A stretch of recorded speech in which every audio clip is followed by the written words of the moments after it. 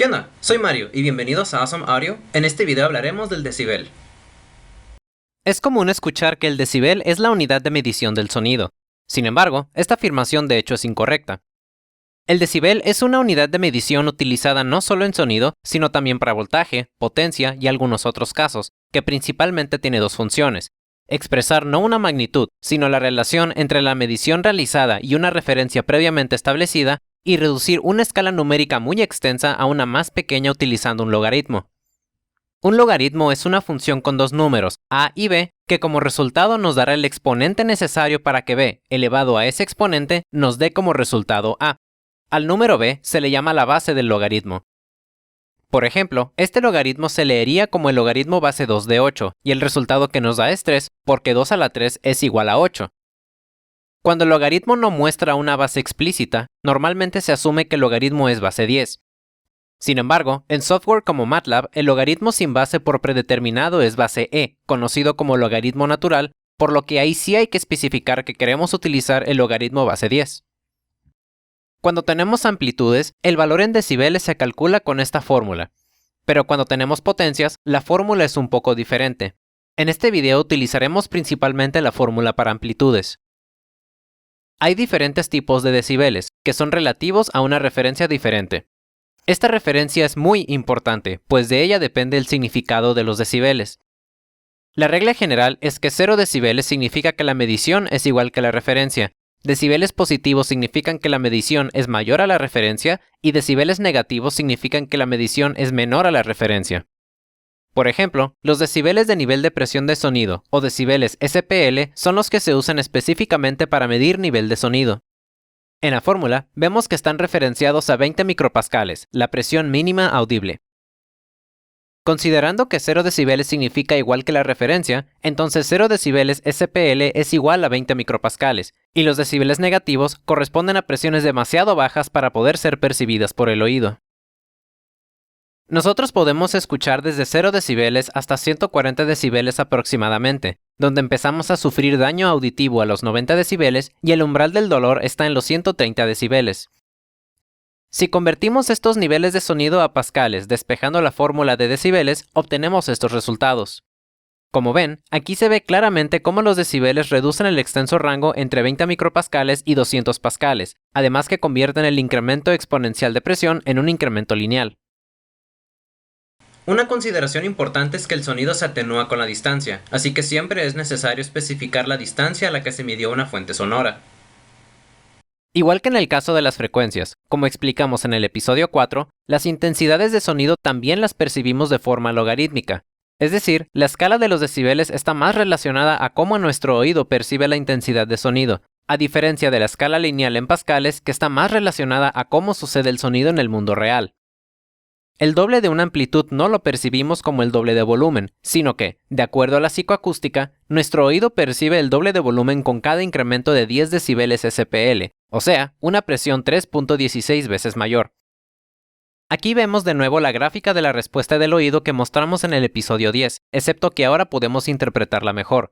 Ahora podemos ver que, de hecho, los decibeles utilizados específicamente en esta gráfica no son decibeles SPL, sino que son relativos a la magnitud medida en 1 kHz independientemente de cuál haya sido esa magnitud. Los decibeles volt son muy parecidos a los decibeles SPL, solo que están referenciados a 1 volt. Por lo tanto, 0 decibeles es igual a 1 volt, decibeles positivos son mayores a 1 volt y decibeles negativos son menores a 1 volt. De hecho, estos últimos estarían específicamente entre 0 volts y 1 volt, ya que debido al uso de logaritmos no se pueden convertir números negativos a decibeles. Por ejemplo, 0.2 volts son igual a menos 14 decibeles volt. Ahora hablaremos de decibeles full scale. Debido a que los sistemas digitales representan los puntos de una onda a través de números binarios, existe solo un cierto rango dentro del cual pueden producir una onda, que iría desde un número binario formado con puros ceros a un número binario formado con puros unos. Esto es simplemente la idea general, ya que hay diferentes maneras de representar números negativos en binario, en lo cual no voy a profundizar. Para mayor facilidad, independientemente del número de bits, este rango se suele representar desde -1, siendo el mínimo, a 1, siendo el máximo, por lo que los puntos tienen valores decimales entre -1 y 1. El 0 se encontraría en la línea central. Por ejemplo, un punto puede tener un valor de 0.5, 0.33, menos 0.72, etc. Recordemos que la amplitud es la distancia absoluta entre la línea central y cualquiera de los dos extremos, ya sea el positivo o el negativo, por lo que no existen las amplitudes negativas. Los decibeles full scale están referenciados a la amplitud máxima, que es 1. Debido a que todos los posibles valores absolutos de los puntos son menores a 1, sus valores en decibeles serán negativos, por ser menor a la referencia, y el nivel máximo son 0 decibeles. Como se puede ver, este es el caso opuesto a los decibeles SPL, donde principalmente se utilizaban decibeles positivos y 0 decibeles era el límite inferior. En software de audio, música y video, solemos ver niveles de sonido negativos, pues están utilizando decibeles full scale. Una desventaja es que la única forma de representar una amplitud de 0 en decibeles es con menos infinito decibeles. Finalmente, los decibeles también son útiles en la amplificación. Amplificar una onda significa multiplicar el valor de sus puntos individuales por un número. Por ejemplo, para amplificar una onda al doble de amplitud, multiplicamos todos sus puntos por 2. Una atenuación es simplemente amplificar o multiplicar por un número positivo menor a 1, por ejemplo, 0.5. La utilidad de los logaritmos en la amplificación es que las leyes de logaritmos expresan que una multiplicación dentro del logaritmo equivale a una suma de logaritmos. Esto significa que los decibeles, por estar en una escala logarítmica, convierten las multiplicaciones a sumas, o sea que una serie de amplificaciones, que originalmente son multiplicaciones, se pueden expresar como sumas o restas de decibeles. En amplificación, los decibeles están referenciados a la amplitud actual, por lo que amplificar por 0 decibeles no ocasiona ningún cambio en la onda. Sumar decibeles amplifica la onda y restar decibeles atenúa la onda. En este caso es más fácil ingresar el factor de amplificación directamente dentro del logaritmo sin la necesidad de usar la amplitud actual como referencia. Este uso de los decibeles es común en software y en las mezcladoras. De hecho, el tipo de decibeles que se estén usando para la amplificación va a depender del dispositivo que estés usando.